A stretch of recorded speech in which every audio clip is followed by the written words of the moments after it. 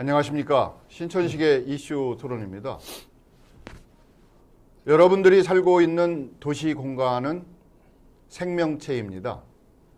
생명체로서 성장하고 번영하고 때로는 활기찬 공간이 되기도 하다가 어떤 경우에는 쇠락하고 공동화가 진행되기도 합니다.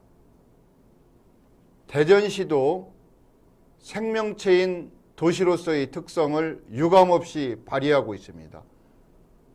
특정 공간은 공동화가 진행되고 있고 어느 장소는 활기에 넘치기도 합니다. 오래도록 지속 가능한 번영을 누리면서 활기와 쾌적함과 그리고 안정을 취할 수 있는 공간 활용법이 무엇일지 오늘 고민해보는 자리 신천식의 이슈 토론에서 마련했습니다. 오늘 나오신 분 소개하겠습니다. 소개 좀 한번 해주시죠. 자기소개가 원칙입니다. 예. 안녕하십니까. 저는 충북대학교 도시공학과에 재직하고 있는 황재훈입니다. 저는 지금 학교에 있으면서 청주시 도시재생지원센터장을 맡고 있습니다. 강 교수님. 예, 저는 충남대학교 행정학부 강병수 교수입니다.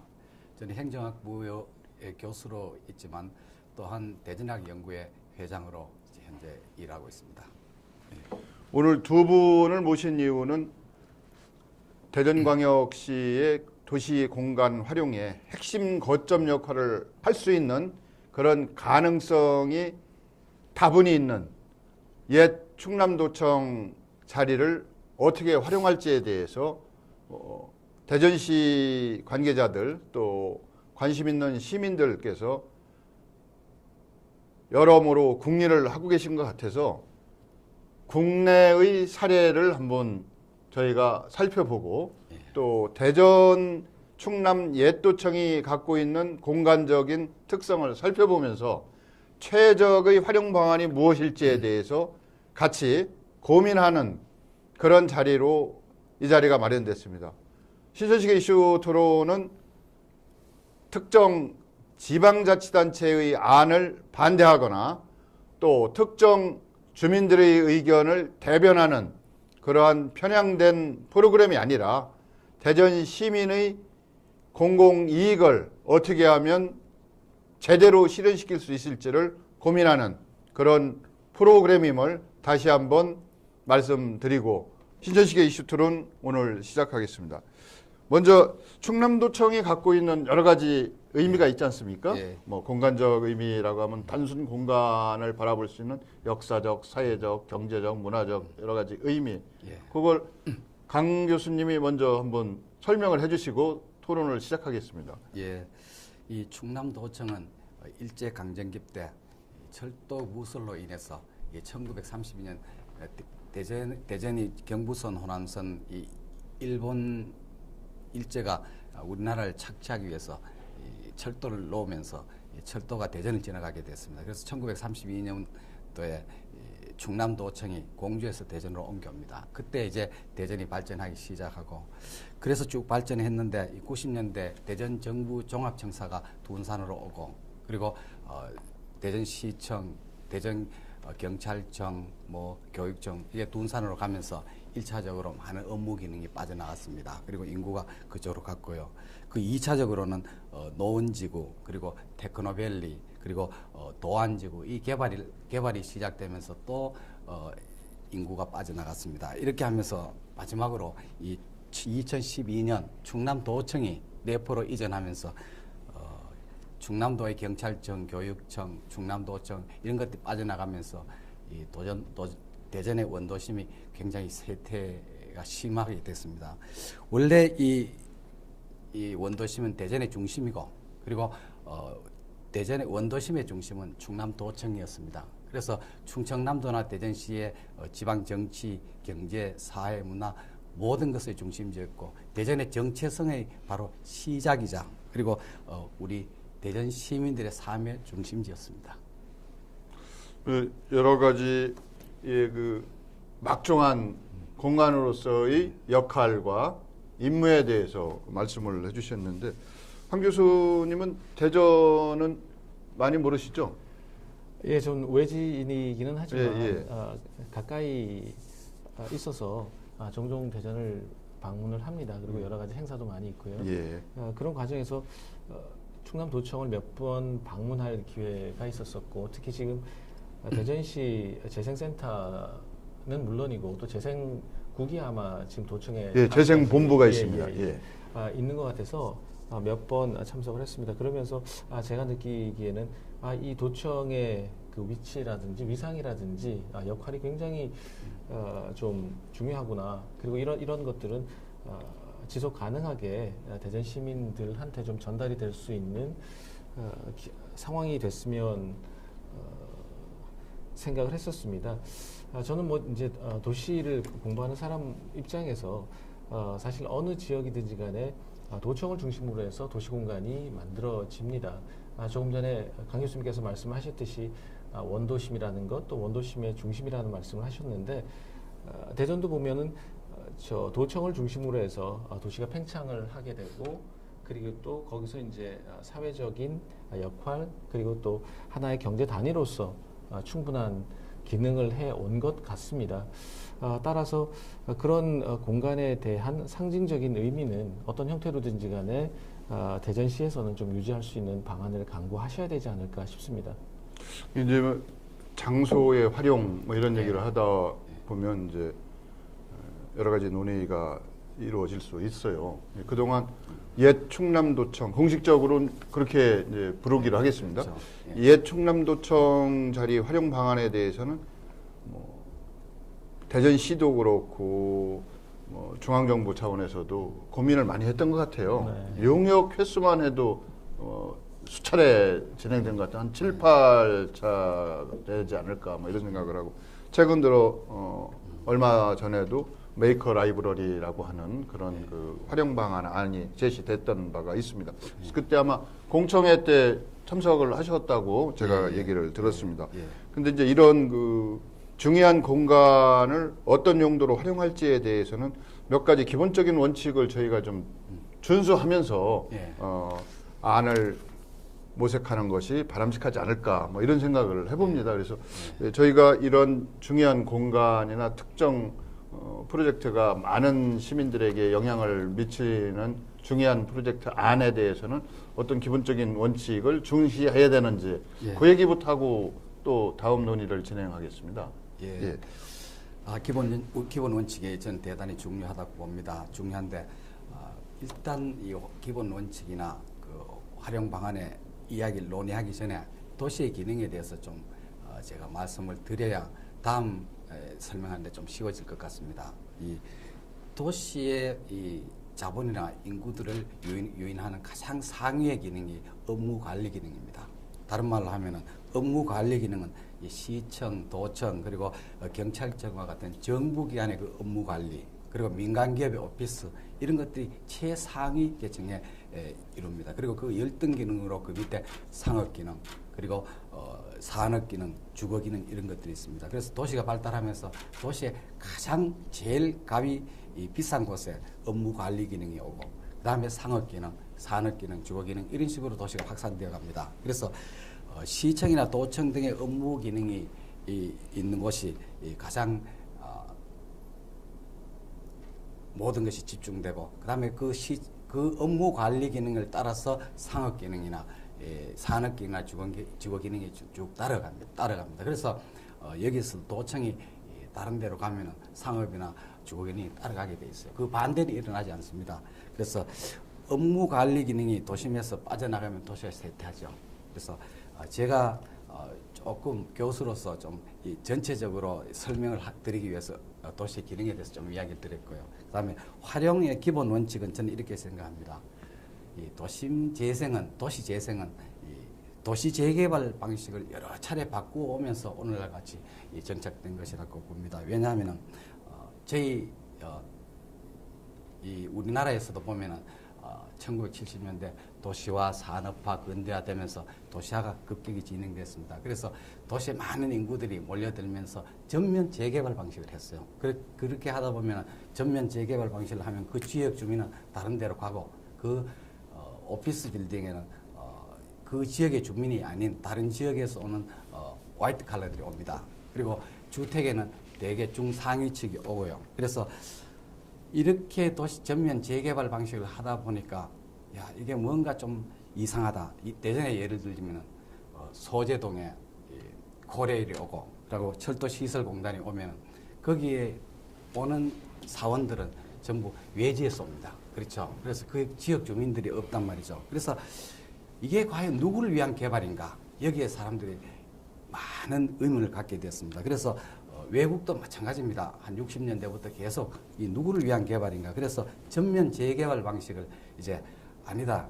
이렇게 하면 안 된다. 이 커뮤니티 정체성을 계속 유지해 가면서 앞으로 이 도심 재생을 해야 되겠다 하면서 전면 재개발 방식 그리고 도심 재생 쪽으로 이렇게 쭉 나오게 된 겁니다. 그래서 원래 살던 원주민들의 원래 거주민들의 커뮤니티 정체성을 파괴하지 않고 그분들이 계속 거기에서 살아나갈 수 있도록 하기 위한 개발이 그 도심 재생입니다. 그래서 이 도시 재개발 방식하고는 완전히 틀리는 거죠. 그렇기 때문에 그 정당성은 어디에 주어지냐 하면은 그분들이 자기들의 커뮤니티 정체성을 계속 가지고 나가야 하면은 그분들의 참여, 그분들의 의사를 최대한 존중하는 것이 그 정당성이 있는 것입니다. 왜? 앞으로 그분들이 계속 살아 나가야 하기 때문에 그렇습니다. 그래서 활용의 기본 원칙은 도심 재생은 지역의 주민들이 앞으로 계속 살아갈 수 있도록 그렇게 지역 주민의 참여와 지역 주민들의 의견이 굉장히 중요하다는 그 기본 원칙을 제가 말씀드리고 있습니다. 예, 그 부분에 있어서 지금 말씀하신 저희가 70년대, 80년대 압축 성장기에 전면 철거, 전면 개발 뭐 이런 식으로 해서 원주민 정착률에 대한 여러 가지 의문이 제기됐죠. 이제 아마 지금 강 교수님에서 일목요연하게 정리를 해주셔서 주민 주도형 재생이든 개발이든 그것이 이루어져야 된다. 주민들의 정체성과 공동체가 파괴되지 않는 범위 내에서의 개발 뭐 이런 말씀을 해주셨는데 이제는, 어떻습니까? 예. 이제는 개발이 이제 저성장 시대에 들어와서 이제는 개발이 전에는 이걸 개발해서 이 주택을 짓고 건물을 지으면 다른 지역에서 왔지만은 이제는 그 주민들이 계속 살도록 하는 도시 재생이기 때문에 그게 굉장히 중요하다는 거죠. 예. 예. 재생 전문가이신 또 황 교수님도 하실 말씀이 있으실 것 같은데. 예, 뭐 전문가라기보다도 요즘 현장 참여를 통해서 여러 가지 많은 것을 스스로 또 배우고 있습니다. 근데 저희가 이론책을 좀 찾아보면 사실 재생을 하는 데 있어서 가장 기본적인 세 가지 요소가 있다라고 얘기를 하거든요. 그거는 흔적이라는 것, 그리고 또 시간이라는 것, 주민이라는 얘기를 하고 있습니다. 다시 말해서 흔적이라는 것은 쉽게 하나의 역사성을 가지고 또 지금까지 있었던 것에 대한 가치 부여, 그리고 이제 새로운 변화를 모색함을 의미하는 것이고요. 그 다음에 이제 시간이라는 것은 어떤 우리가 재개발에서 얘기를 하는 5년이면 5년, 뭐 8년이면 8년 이 안에 모든 사업을 종료하는 것이 아니라 지속 가능한 그런 여지를 두고 우리가 해 나가는 것을 얘기하는 것이고요. 그리고 주민이라는 것은 사업자나 관 중심이 아니라 정말 거기 사시는 분들이 스스로 역량 강화를 통해서 그분들의 정주 환경을 만들어 나가게 하는 것이 재생의 큰 요소라고 이렇게 얘기를 합니다. 제가 뭐 청주시 경우나 아니면 대전의 도청 경우를 보면서 제가 말씀드리고 싶은 것이 한 세 가지 정도가 있는데요. 하나는 지금 뭐 교수님께서 잘 말씀을 해주셨지만 우선 재생으로 접근하겠다라는 의지가 분명해야 될 것 같습니다. 저희가 재생이라고 얘기는 하고 있지만 이게 재개발과 구분이 굉장히 애매모호한 사항입니다. 그렇기 때문에 그 부분을 한번 생각을 하는데 그러기 위해서는 도청이 갖는 다양한 가치를 먼저 이해하고 그것을 서로 공유하고 공감하는 것이 필요한 것 같습니다. 어떤 시설이나 어떤 기능을 넣든지 간에 주민분들이 지역 사회에 계시는 분들이 저거 왜 저렇게 하지 왜 하지라는 말이 나올 수 있도록 해서는 되지 않을 것 같다라는 생각이 듭니다. 그리고 두 번째는 가치 창출적인 접근이 좀 필요하다라는 말씀을 좀 드리고 싶고요. 저희들이 사실 외국 사례를 이렇게 보면 하나의 주거 지역을 중심으로 해서 새롭게 만들어 나가는 일상적인 행위들을 해왔었는데 근래 와서는 이제 도시화가 진행이 되고 도시가 하나의 경제적 활동 주체로서 자리매김하고 있기 때문에 새로 만드는 것에 대해서는 기존보다는 뭔가 좀 더 나아진 그래서 그런 것들이 삶의 질에 좀 영향을 미칠 수 있는 방법에 대해서 고민을 하게 되는 것 같습니다. 그래서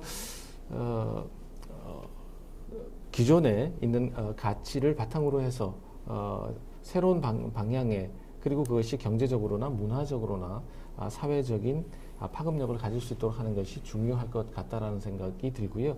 저는 이 대목에서 꼭 하나 말씀드리고 싶은 거는 저희가 가치 창출을 하는 데 있어서 직접적인 가치와 또 간접적인 가치로 나눠서 얘기할 수 있을 것 같습니다. 흔히 저희들이 재생을 하다 보면 혹은 재개발이라는 것은 정말 직접적인 가치를 창출하는 데 목적을 두고 있습니다. 근데 재생이라는 것은 그것과 함께 간접적인 가치 창출하는 것, 주변과 어우러지게 한다라든지 그 다음에 상호 연계성을 갖게 한다든지 이런 것들을 통해서 파급력을 좀 극대화시키는 그런 기본적인 원칙이 필요할 것 같고요. 그리고 마지막으로 말씀을 드리고 싶은 것은 지역 합의 도출이 반드시 선행이 돼야 된다라고 말씀을 드리고 싶습니다. 사실 저희 청주도 주민 참여나 주민 합의 과정이 그렇게 쉽지는 않습니다만은 아무래도 대전은 좀 더 큰 도시이고 또 오피니언 리더들이 다양하게 또 전문성을 갖고 계시기 때문에 이런 부분이 훨씬 더 용이하지 않을까라는 생각이 들고요.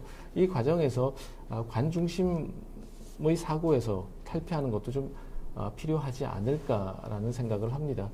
아무래도 관에서 재정적인 지원을 하다 보면 어느 정도 결과에 대한 예측, 결과에 대한 집착 이런 것들이 재생을 하는 데 있어서는 큰 좀 걸림돌로 좀 작용을 하지 않을까라는 생각을 하고 있고요. 따라서 지역 합의 도출을 위해서는 단일 추진 주체와 함께 복합적인 참여 세력들이 좀 여러 단계로 좀 진행을 하는 것이 필요할 것 같고요. 그러기 위해서는 이제 중간 조직, 흔히 얘기하는 NGO가 될 수도 있고 그 다음에 재생센터와 같은 또 전문적인 조직이 중심에서 그런 역할을 해야 되리라고 생각을 합니다. 상당히 적절한 말씀을 해주신 것 같고요. 옛 충남도청 자리, 충남도청 공간을 어떻게 활용할지에 대해서 대전시를 비롯한 중앙부처에서도 그동안 많은 노력을 한 건 사실이에요. 그렇죠. 예, 그 부분 우리 강 교수님도 내용을 잘 아시겠지만 공공기관 이전해야 된다, 상업시설이 도입돼야 된다, 문화예술공간으로 해야 된다, 시청이 아니면 부분적으로라도 복귀로 해야 된다든지 또 최근에는 메이커스 라이브러리라고 하는 또 신개념의 어떻게 보면 새로운 시대의 트렌드를 읽어서 거기에 적절한 장소로서 활용하자 이런 안도 제시가 됐어요. 그래서 이제 중요한 것은 지금 두 분이 말씀해 주신 어떤 원칙적인 내용, 원칙적인 절차를 지켜가면서 이런 내용에 대해서 심도 있는 검토, 주민 동의를 구하는 그런 그 과정을 통해서 좀 최저간이 마련되지 않을까. 또 시기적으로 이게 상당히 오래 끌었어요. 그러다 보니까 이제 지역 주민들이나 원도심 활성화를 기대하는 많은 분들은 좀 조급하죠. 솔직히 말해서 이제 조급한 편인데 그동안의 추진 경과를 한번 살펴본다면 강 교수님이 자료를 많이 조사해 오신 것 같은데 간단하게 좀 설명 좀 해주신다면. 그동안 추진 사례요? 예. 그동안의 이 자료들을 한번 제가 쭉 한번 검토를 많은 해봤습니다. 노력을 한 건 사실이죠. 예. 그동안의 자료를 추진된 상황을 보면은 총 이 연구된 연구 용역들이 한 10건 정도 됩니다. 맞네요. 그래서 거기 제한된 유형과 기능을 쭉 보면은 대충 이런 겁니다. 박물관, 그리고 소공연장, 문화예술복합공원, 도시숲공원, 시민대학, 창작공간, 도서관 등 주로 문화적인 활용 방안이었습니다. 그래서 굉장히 제가 하나하나 보면서 심혈을 기울였다는 것은 알 수가 있었습니다. 근데 문제가 뭐냐 하면 주민들이 만족하지 않는다는 겁니다.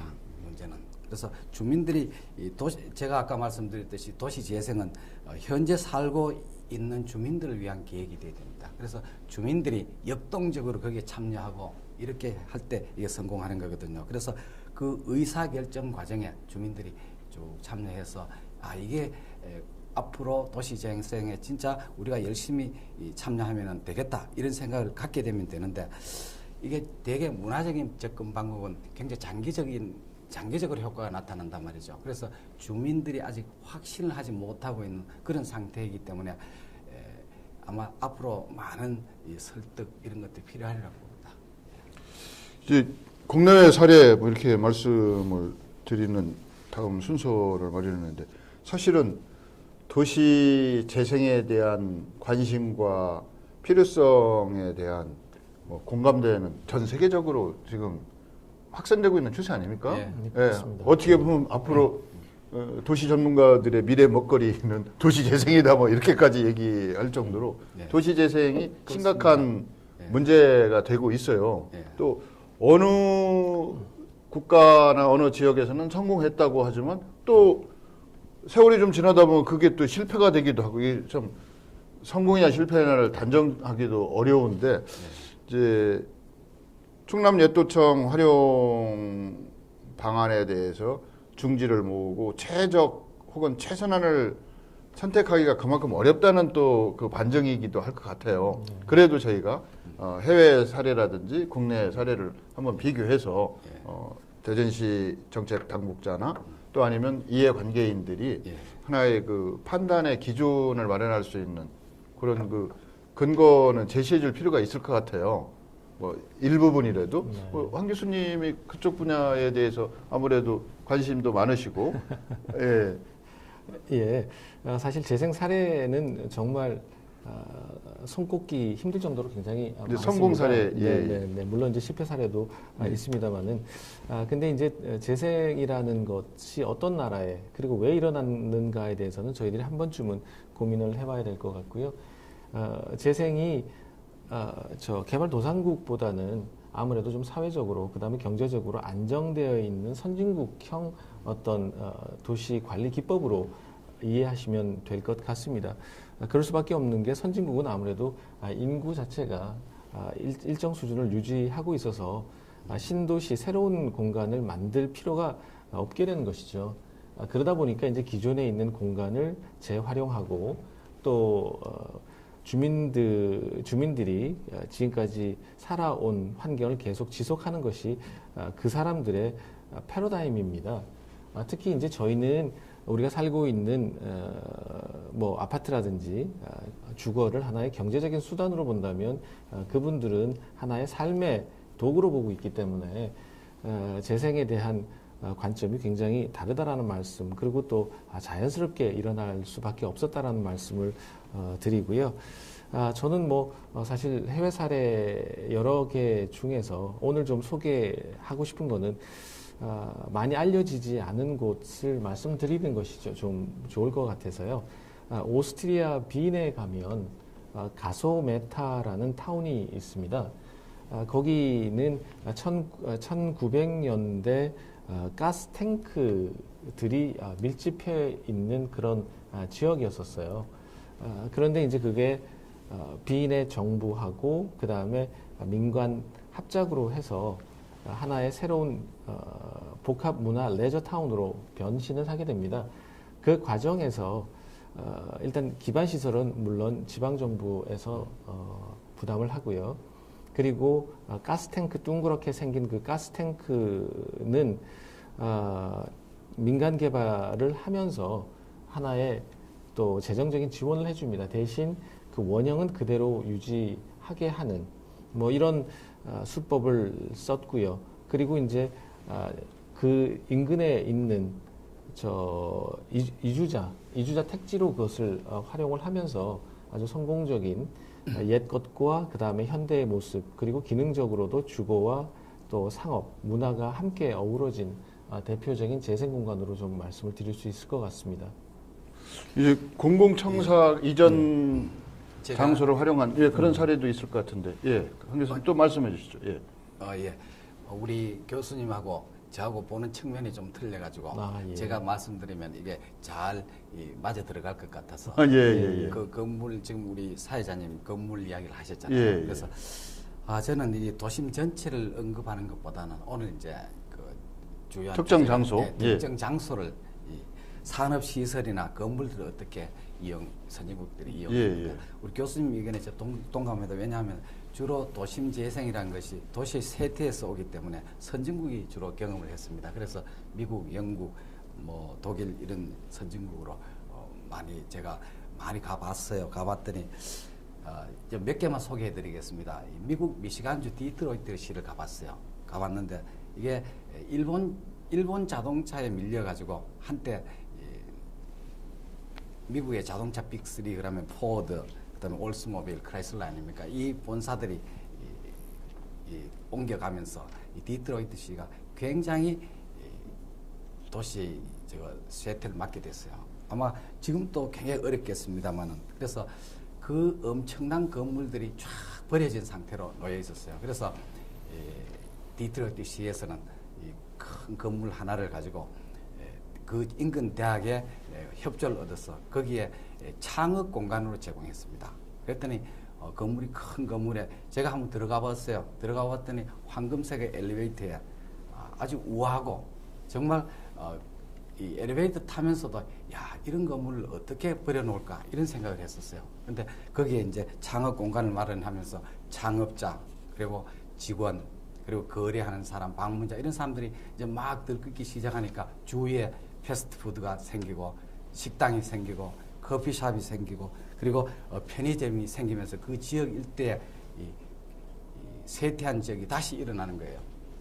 그러면서 거기에서 성공한 창업자들은 또 그 주위 건물에 더 넓은 공간이 필요하니까 주위 건물에 가고 이런 식으로 쇠퇴 중심가에서 건물을 사용하고 지역 경제를 활성화하고 창업 일자리를 창출하는 것을 봤습니다. 그래서 다시 그 플린트하고 이 칼라마주를 한번 가봤어요. 거기는 도심에 건물이 쇠퇴했는데 그 건물 그대로 이 기계류 창업이나 심지어는 빵 공장까지 넣어가지고 지역 경제를 활성화하는 그런 모습을 보면서 과연 이 도심이 쇠퇴했을 때 경제적으로 어떤 방안을 취해야 되는가 하는 게 대부분 미국, 영국, 독일 제가 봤을 때는 그런 식으로 많이 되어 있고 그래서 주로 쇠퇴한 도시 건물을 선진국에서는 창업자에게 주고 그 다음에 고용 집약적인 도시형 제조업을 막 넣어가지고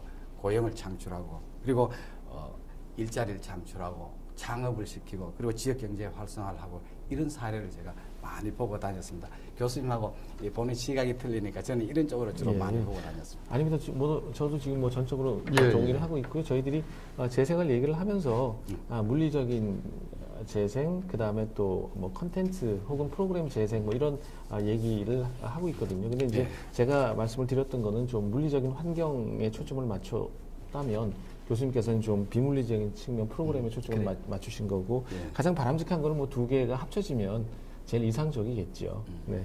이제 인접해서 뭐 청주하고 대전은 어떻게 보면 어떤 분들한테는 일일 생활권일 수도 있고 뭐 대전에 거주하면서 청주에 직장이 있는 분도 많으시고 또 청주에 거주하면서 대전에 직장 있는 분들도 많으셔서 뭐 대청권, 뭐 청주 대전권 뭐 이렇게 표현할 수가 있을 텐데 이제 청주도 이제 도시 공동화의 여러 가지 원인 중에 하나가 산업화와 그 포스트 모더니즘에 따르는 그 갭을 잘 적응하지 못해서 도시가 쇠퇴하고 있다 뭐 이런 분석도 있지 않습니까? 다양한 원인들이 있습니다만 그래서 청주 연초제주창 자리가 공간적인 특성이나 위치 또 규모로 볼 때 대전에 있는 그 충남도청 활용 방안을 모색할 때 도움이 되지 않을까 해서 또 황 교수님이 또 그쪽 분야에 관심도 많으시고 직접적으로 기획부터 좀 참여를 하셨다고 그래서 도움이 될까 싶어서 네, 청주 감사합니다. 네네. 연초제창이 어떻게 어떤 특성을 갖고 있는 장소고 어떤 공간인데 어떤 식으로 활용 방안을 구성했다. 또 거기에 그 여러 가지 그 자금이라든지 소요되는 재원 마련은 어떤 네. 식으로 했다. 이런 것을 좀 간단하게 설명을 해주시면 도움이 될 것 같은데요. 네. 예, 예. 네. 우선 좀 장소적인 성격을 좀 말씀을 드리면은요. 여기 도청 같은 경우에는 아까 업무 관리 기능의 중심이었다면 지금 청주시에서 하고 있는 연초 제조창 부지는 경제의 어떤 중심 기능을 했던 곳입니다. 사실 대전하고 도시 규모가 달라서 청주만 하더라도 극소수의 사업장에 의해서 경제권이 형성이 됩니다. 그래서 연초 제조창 부지, 그 다음에 또 대농 부지라고 있습니다. 그래서 그 두 개의 시설이 청주의 어떤 먹거리를 한동안 이렇게 끌고 왔던 그런 위상이었었고요. 그러면서 이제 대농은 민간 기업, 그 다음에 연초 제조창은 이제 공기업에서 운영을 하는 그 차이로 이해를 하시면 될 것 같고, 그렇지만 이제 연초 제조창의 부지는 도청이 위치하고 있는 것처럼 청주시청에서 한 1.4km 정도밖에 떨어져 있지 않습니다. 네네, 도심이죠. 네네. 그러니까 예. 뭐 도시의 한 가운데에 있는 아주 공간적으로 지리적으로 중요한 위치에 있습니다. 부지 면적은 한 12만 제곱미터 정도 되고요. 12만 네네. 그리고 여기에는 24개의 건축물들이 들어가 있습니다. 여기 도청도 보니까 한 10개 정도 있는 것 같은데, 뭐 규모는 훨씬 적습니다. 건물의 규모는 몇 개를 본관동이라든지 그 다음에 공장동을 제외하고는 작습니다만은 굉장히 건물 숫자는 많습니다. 그리고 이제 저희는 2018년까지 어떤 선도 사업 국비 지원을 받아서 하는 걸로 지금 추진을 하고 있고요. 전체 사업비는 한 3,500억 정도 됩니다. 3,500억 중에서 공공이 중앙정부에서 받는 게 500억이고요. 그 다음에 민간 투자를 받으려고 하는 것이 한 1,700억, 그리고 지방비가 한 750억, 뭐 이렇게 구성 비율을 갖고 있습니다. 이런 지역적인 특성을 가지고 사실 12년부터, 그러니까 선도 사업으로 지정은 14년에 됐습니다만은 오래 전부터 사실은 조금 재생에 대해서 관심을 갖고 그 지역을 어떻게 활용할 것인가에 대해서 고민을 해 왔었습니다. 다행히도 지금 도청처럼 연초 제조창도 청주시에서 전부 다 토지 매입이 끝나 있는 상태입니다. 어떻게 보면은 좀 공공에서 혹은 공공성을 가지고서 개발을 할 수 있는 좋은 적지가 아닌가 생각을 하고 있습니다. 그리고 이제 14년에 계획서를 제출해서 이제 선도 사업에 선정이 되고, 그리고 지금 총괄 코디네이터 중심으로 해서 지금 사업이 추진되고 있습니다. 그렇지만 이제 서두에 말씀을 드렸듯이 1,700억이라는 민자 유치가 그렇게 쉬운 일은 아닌 것 같고요. 이 대전에서 지금 하고 있는 문화 중심의 컨텐츠를 그대로 갖고 있지만 민간이 들어오기 때문에 좀 상업적인 기능이 조금 강하게 지금 들어가 있는 상태입니다. 그래서 그것 때문에 지역 상권과 조금 마찰이라면 마찰이라고 할까, 아니면 의견 조율이 좀 필요한 상태이고 지금 계속 하고 있습니다. 그래서 저희가 작년 5월에 민간 기업 유치를 시도를 했습니다만은 여의치가 않아서 지금은 이제 LH와 협의를 통해서 지금 LH가 개발 주체가 돼서 움직이고 있습니다. 청주 연초제창 활용 내용하고 충남도청 부지 건물 활용 방안은 조금 차이는 있어요. 네, 있습니다. 예를 들면 이제 아직 부지 매입이 끝난 것이 아니거든요. 건물도 그렇고 이제 대전시의 그 보관은 이제 중앙정부의 어느 부처가 매입을 하고 그걸 무상으로 그 양해 받아서 활용하겠다. 뭐 이런 것이 이제 기본적인 구상인 것 같아요. 근데 법도 진행 과정을 보면 이제 도청 이전 특별법이 2016년 3월 3일 날 개정이 됐고 2017년 금년 1월 20일 날 국유재산 특례 제한법이 개정이 됐어요. 그래서 주요 내용은 이제 도청사 부지를 국가가 매입하고 관할 광역지방자치단체에 무상으로 양해하거나 장기 대부할 수 있다.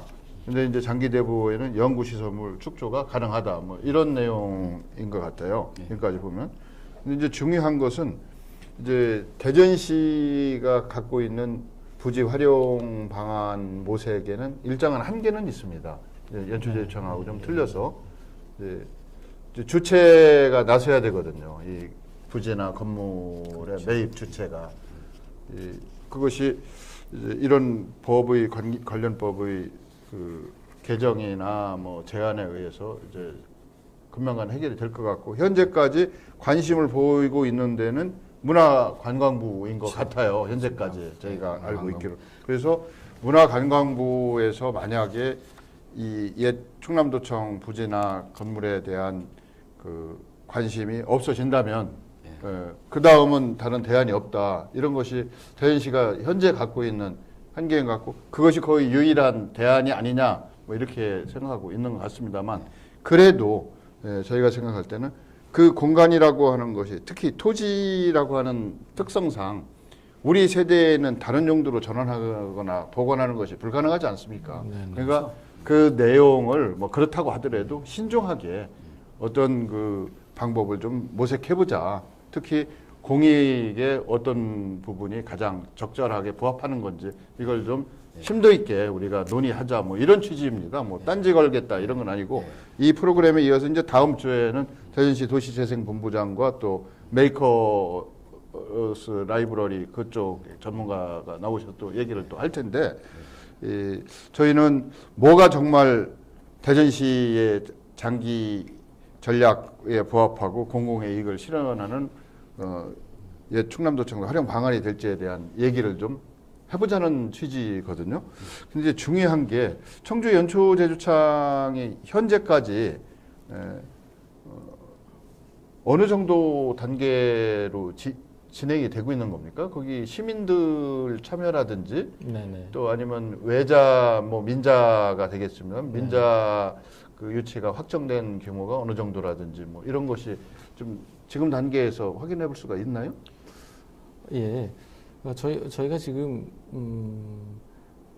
대전하고 다른 거는 아무래도 민간 자본을 이제 유치를 해서 진행을 하는 것이기 때문에 개발 주체 선정이 굉장히 중요하고 어려운 부분인 것 같습니다. 그래서 지금 저희는 지금 그 민간 투자자를 지금 모색하는 데 있고요. 대신 이제 공공 쪽에서는 연초 제주창 주변에 여러 가지 필요한 기반 시설들이 있습니다. 뭐 도로를 확장을 한다든지 또 뭐 교차로를 개선을 한다라든지 그 안에 있는 일부 시설들을 또 공공 용도로 이렇게 바꾼다라든지 특히 국립미술관이 연초 제주창 안에 지금 들어와서 2018년에 개원을 합니다.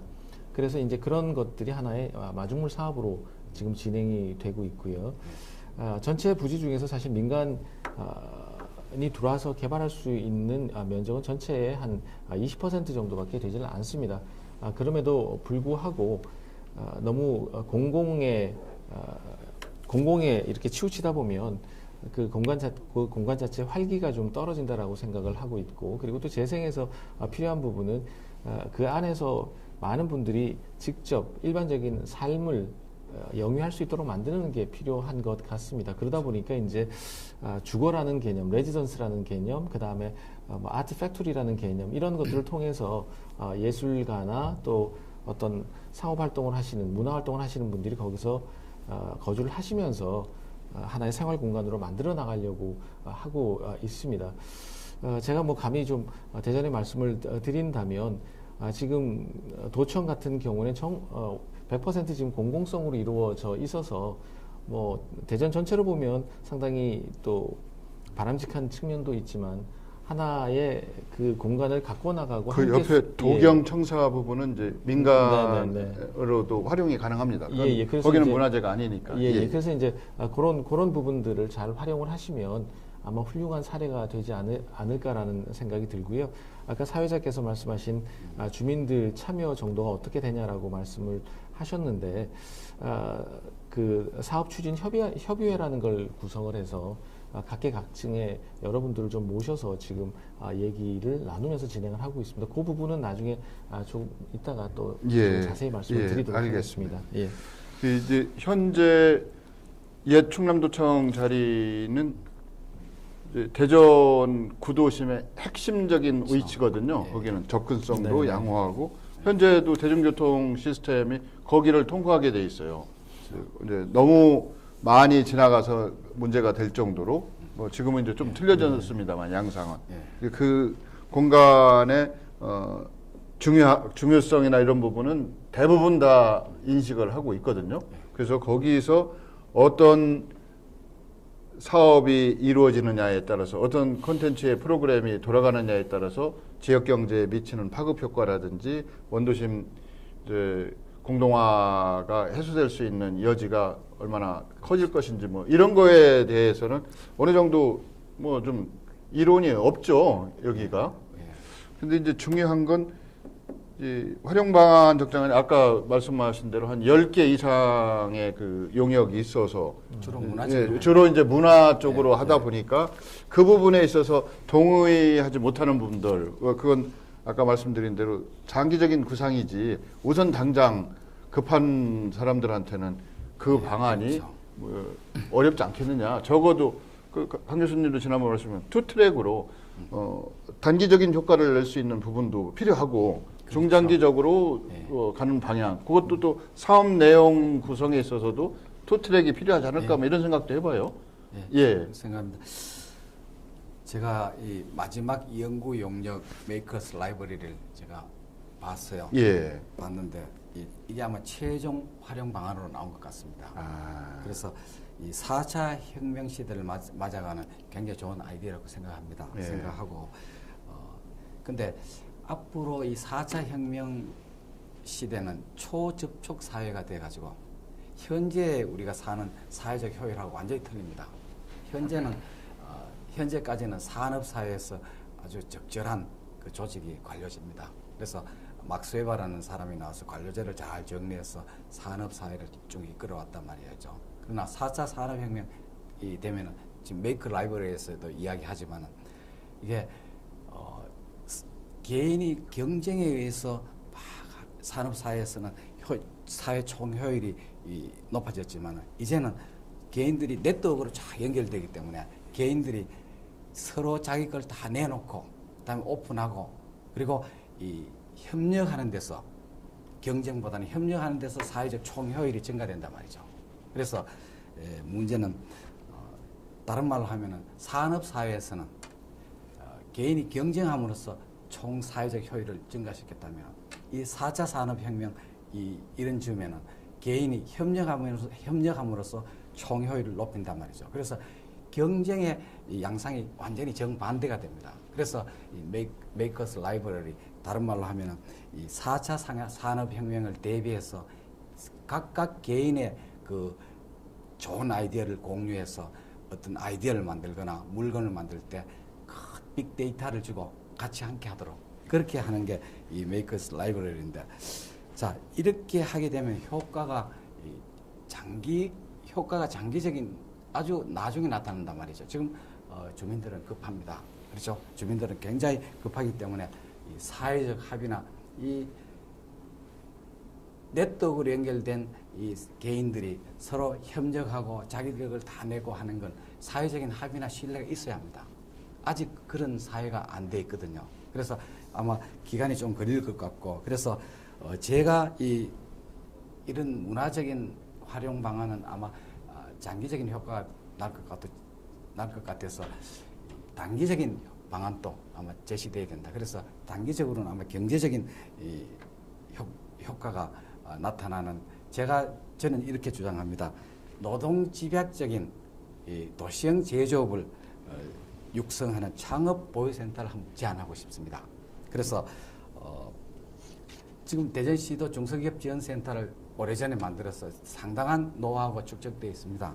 되어 있기 때문에 이 장단기 효과 전략이 필요하다. 그래서 먼저 이 충남도청, 경찰청 그리고 부속 건물들은 이 보존할 것은 보존하고 보존하지 않아도 될 것은 이렇게 구분해가지고 근데 이 본관은 이미 등록 문화재로 지정이 되어 있습니다. 그래서 나머지 이 단재관이나 우체국, 성관이 그다음에 후생관, 상무관 이런 것들을 잘 정리를 해서 보존할 것, 그다음에 보존할 것에서는 제 생각에는 메이커스 라이브러리나 지금까지 제한된 문화적인 활용 방안들을 하면 좋을 것 같아요. 그 나머지 그렇지 않은 건물들은 리모델링해서 지금 제가 말씀드렸던 그 고용 집약적인 도시형 제조업 창업 보유센터를 만들어서 청년 창업을 좀 고무하고 거기에 창업할 때 노약자 그리고 여성 창업자를 우대 정책을 하고 그리고 일자리 창출하는 지금 이 시의 정책이잖아요. 그래서 청년 일자리 창출 정책과 함께 갈 수 있다면 아마 이 효과가 상당할 것으로 봅니다. 그래서 저는 장기적으로 나타난 효과, 단기적으로 나타난 효과 두 개를 방안을 잘 접목하는 게 좋을 것 같다 이런 생각을 합니다. 제가 그 2013년도인가 세디에서 삼성연구원에서 이제 휴가 중 읽을 필독서 거기 메이커스가 있더라고요. 그 이제 산업화 시대라고 하는 것은 소품 중 대량 생산 시대 아닙니까? 이제 앞으로는 다품 중 소량 생산. 그때 이제 아까 말씀하신 사회적 신뢰를 기반으로 한 네트워크를 활용해서 다양한 품목의 그 수요에 부응하는 생산이 이루어지는 뭐 그런 것이 그 라이브러리라고 하니까 이제 또 새로운 개념의 집약적인 아마 제조, 지식, 생산, 기반 시설 뭐 이런 식으로 저는 이해가 되는 것 같아요. 메이커스 라이브러리라고 하는 개념 자체가 그런 것을 지원하고 또 촉진시킬 수 있는 뭐 하나의 상당히 새로운 개념이라고 이걸 봐야죠. 그러다 보니까 이제 일각에서는 야 라이브러리는 도서관인데 도서관은 뭐냐, 메이커스는 뭐냐 뭐 이런 거에 대한 그 개념의 혼란도 좀 있는 것 같아요. 받아들이는 그렇죠. 분들이. 그래서 무슨 여기다가 도서관을 만드느냐 이렇게 말씀하시는 분들도 있는데 이제 그 부분에 대해서는 다음 주 신천식의 이슈 토론에서 메이커스 라이브러리의 전문가가 에트리에 계시다고만요. 그분이 나오셔서 충분히 말씀을 하실 테고 이제 한계가 이제 시간이 다 됐는데 문광부에서 매입하겠다는 의지를 확인하는 방법 이외에는 그 충남도청 공간을 대전시에서 활용할 수 있는 그런 방법이 없다는 게 문제인 것 같아요.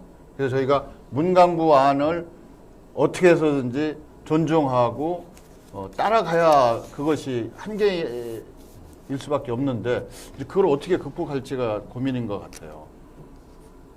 저희가 안고 있는 이제 시간이 다 돼서 이 논의는 다음 주에 또 이어서 진행해 보기로 하고 이제 마지막으로 이러한 그 도시 재생을 위해서 중요한 공간 활용을 어떻게 해야 될지 특히 충남도청 같은 경우는 절차가 됐든 내용이 됐든 나는 이런 것이 중시돼야 된다. 이건 존중받아야 된다고 생각하는 게 있다면 한두 가지 말씀하시는 걸로 오늘 신천식의 이슈 토론을 마무리할까 합니다. 짧게 한 1분 정도의 마무리 좀 해주신다면. 네.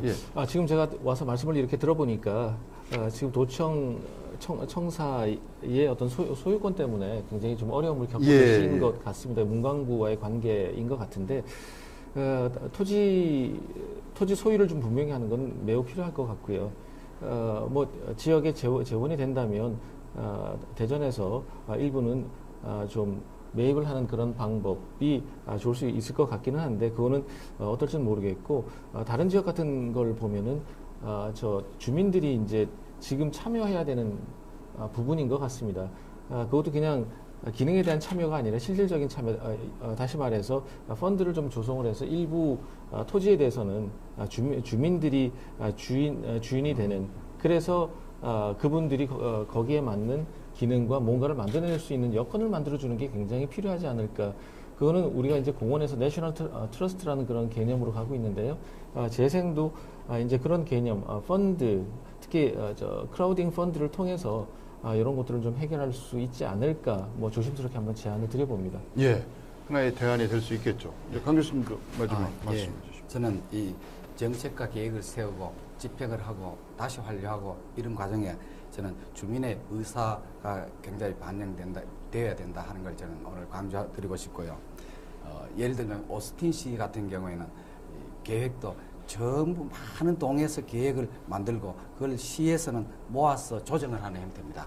그래서 이 아직 그렇지만 우리나라의 경우는 아직 이 관련 제도가 없고 그다음에 주민자치조직에 대한 그런 경험이 별로 없습니다. 그래서 앞으로 주민과 시정부가 꼭 거버넌스라는 개념을 꼭 가지고 주민과 시가 그리고 지역의 기업이 함께 가면서 할 수 있는 그런 어떤 협의체가 만들어져서 계속 역동적으로 해나가면 좋을 것 같다. 그런 이야기를 드립니다. 예, 충남도청 활용 방안은 대전시의 도시 공동화를 해소하고 도시 전체에 활기를 불어넣을 수 있기에 아주 매우 중요한 장소이고 공간이고 상징성이 있습니다.